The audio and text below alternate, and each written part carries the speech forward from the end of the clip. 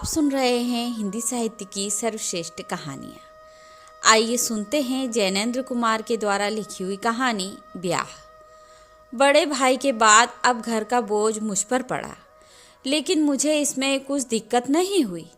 Session जज हूँ, 700 मासिक पाता हूँ और घर में मुकाबले को कोई नहीं है। माँ सेवा और आज्ञानुसरण के अतिरिक्त और कुछ नहीं जानती, और पत्नी जितनी ही कम शिक्षिता है उतनी ही ज़्यादा पति प्राण है। किंतु भाई साहब जिसे अपने अंतिम समय में खास तौर से बोझ बताकर मुझे सौंप गए, उसके संबंध से मुझे अवश्य सतर्क और चिंतित रहना पड़ता है।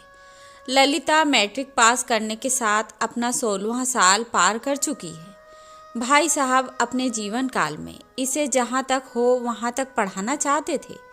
शायद कारण यह हो कि खुद बहुत कम पढ़े थे, किंतु आखिरी समय आश्चर्य है उन्होंने ललिता की शिक्षा के बारे में तो कुछ हिदायत न दी। कहा तो यह कहा कि देखो, ललिता का ब्याह जल्दी कर देना, मेरी बात टालना मत, भूलना मत।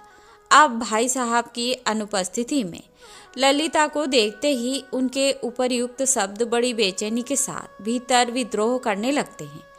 मैं उन्हें भीतर ही भीतर खूब उलटता पलटता हूँ, जानना चाहता हूँ यह क्यों कहा, मेरा क्या कर्तव्य है।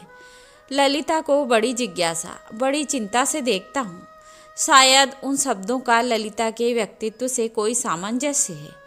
फिर रह रहकर यह बात मन में आती है, असंभव है भाई साहब ने समझा हो मैं पीछे ललिता को ठीक प्यार, संभाल और अपनेपन के साथ नहीं रख पाऊंगा, और इसलिए ऐसा कहा हो।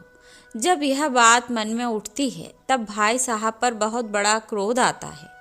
उन्होंने बेभरोसे का आदमी समझा,